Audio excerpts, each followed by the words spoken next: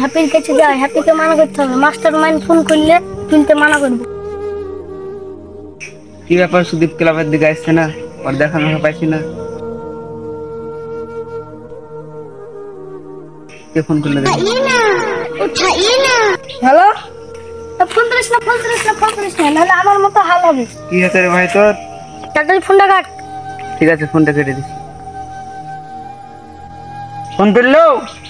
Boss phone তুললে দিয়ে আবার কেটে দিল, আবার করছি।